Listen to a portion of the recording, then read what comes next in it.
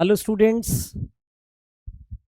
एक मैथ्स का बहुत ही इंटरेस्टिंग प्रॉब्लम है और ये प्रॉब्लम भी ऑब्जर्वेशन बेस्ड है। और मैं हमेशा कहता आ रहा हूँ बच्चों को कि आपका ऑब्जर्वेशन एक स्किल है।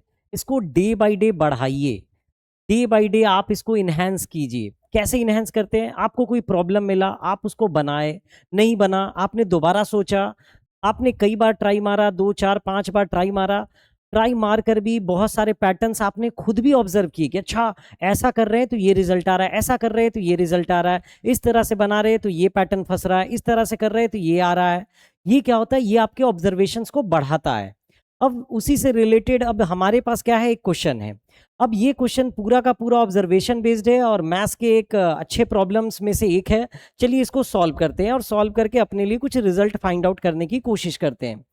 तो क्वेश्चन आप देख पा रहे होंगे, क्वेश्चन कह रहा है कि भैया x plus y plus z की वैल्यू 6 है। अगर सम कर ले तो x plus y plus z is equal to 6, जहां एक्स वाई जेड जो है वो हमारा बिलोंग कर रहा है 0 से इन्फिनिटी तक, यानी हमारा एक्स वाई जेड तीनों पॉजिटिव है। साथ ही कह रहा है कि भैया under root x square plus 1 y square plus 9 under root में जेड स्क्वायर प्लस 16 और तीनों प्लस में है, इसकी वैल्यू के है और के बिलोंग्स टू नेचुरल नंबर है। तो के क्या होगा? के की वैल्यू हमें निकालनी है। ठीक है, k is equal to question mark, आप समझ लो।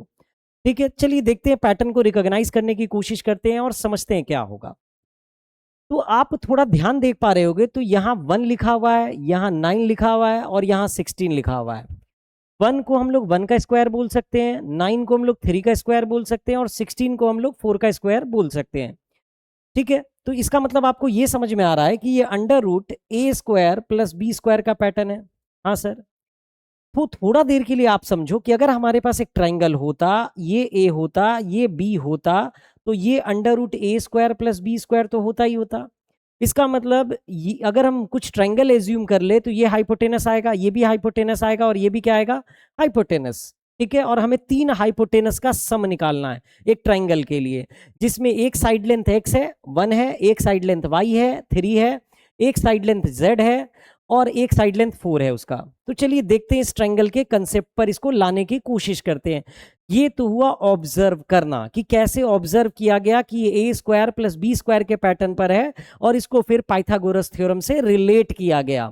रिलेट करके हमें पता चला कि यहाँ 3 वैल्यू जिसको सम करना है वो एक्चुअली में ट्रायंगल का हाइपोटेनस का सम है। तो चलिए हम क्या करते हैं, ट्रायंगल बना ही लेते हैं और देखते हैं कि हम फिर उन हाइपोटेनस का सम कैसे निकालेंगे। तो स्टूडेंट आप यहाँ पर देखिएगा सब लोग। तो हमने क्या किया कि पहले एक ट्रायंगल बना लिया। Let's say we have drawn a triangle having length x और यहाँ 1 का स्क्वायर, तो इसको हम 1 मान लिए। तो ये वैल्यू हमारे लिए आ गई under root x square plus 1। हमने क्या किया, इस ट्रायंगल जहां पे खत्म हो रहा है वहां पे हमने y लेंथ मान लिया और ये हमारा 3 का स्क्वायर है तो हमने इसको 3 यूनिट मान लिया। तो ये हमारे पास आ जाएगा total total under root y square plus 9। हाँ सर, बिल्कुल आएगा, बिल्कुल आएगा। फिर हम लोगों ने क्या किया, यहां पर एक और ट्रायंगल ड्रॉ कर लिया और इसको हमने z ले लिया और चूंकि ये z स्क्वायर प्लस 4 का स्क्वायर है तो इसको हम 4 मान ले रहे हैं। तो ये हमारे पास आ जाएगा z स्क्वायर प्लस 4 का स्क्वायर, यानी हम डायरेक्ट 16 अभी लिख करके काम चला रहे हैं। ठीक है, डायरेक्ट 16 लिख करके हम लोग काम चला रहे हैं यहाँ पर 16। तो आप देख पा रहे हो कि हमें ये वैल्यू चाहिए, ये पूरा चाहिए हमें, यानी यहां से हमें यहां तक की वैल्यू चाहिए, ए से लेकर बी तक की वैल्यू चाहिए। तो ए से बी तक का सम कैसे निकाले, ये वैल्यू हमको कैसे मिलेगा? ये वैल्यू मिल जाएगा तो तीनों का सम आ जाएगा। तो आप देखना ध्यान से। ठीक है, मैं क्या कर रहा हूं, ऑब्जर्वेशन आप ध्यान से देखोगे। तो सपोज करो कि हम लोग इस लाइन को यहां तक ले आते हैं और इस लाइन को यहां तक ले जाते हैं, तो क्या एक और ट्रायंगल बन गया? हाँ सर, एक और ट्रायंगल बन गया। और ट्रायंगल जो बना अब कुछ इस हिसाब से बन गया। थोड़ा मैं छोटा ही ट्रायंगल बनाया हूं, इस ट्रायंगल का प्रोटोटाइप यहां बना रहा हूं।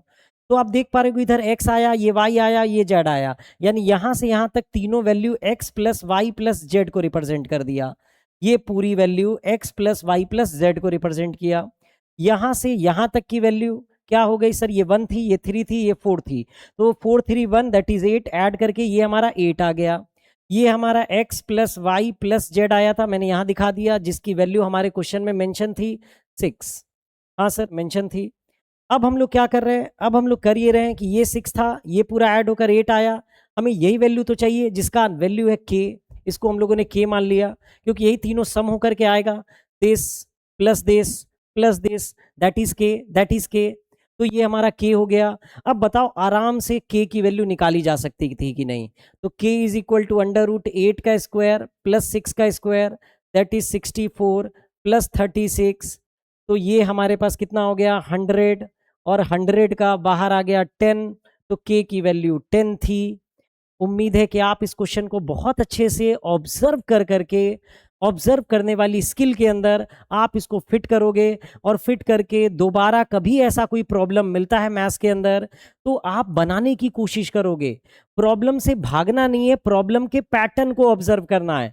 आप प्रॉब्लम के पैटर्न को ऑब्जर्व करना सीख गए तो आप आराम से सवाल बना पाओगे जेईई मेंस के।